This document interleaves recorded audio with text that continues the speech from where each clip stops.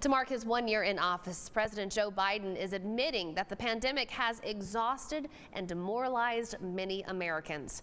It comes as the president sees declining job approval numbers, and his administration faces several difficult challenges at home and abroad. Chris Pallone shows us how he's shifting his messaging strategy while attempting to salvage his agenda in a divided Senate.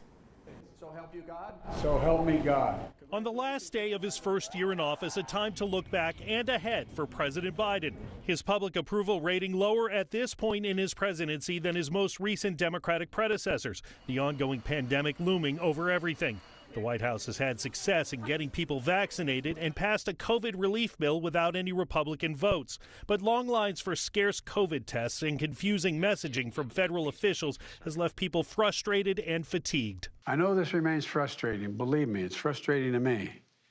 But we're making improvements. In the president's first year, the economy added new jobs at a record pace, wages growing too.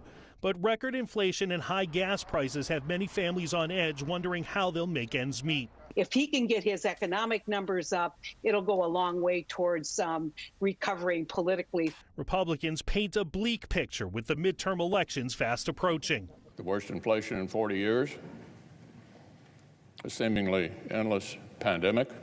And while the president won bipartisan support to upgrade the nation's infrastructure, the rest of his agenda appears doomed in an equally divided Senate.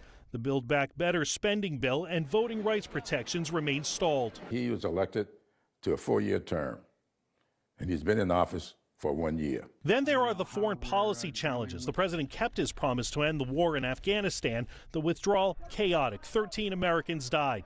Now the rise of China remains a looming challenge, as does Russian aggression against Ukraine. Chris Pallone, NBC News, Washington. Senior administration officials say that in year 2, the president will focus less on conversations with lawmakers and will speak more to the American people directly.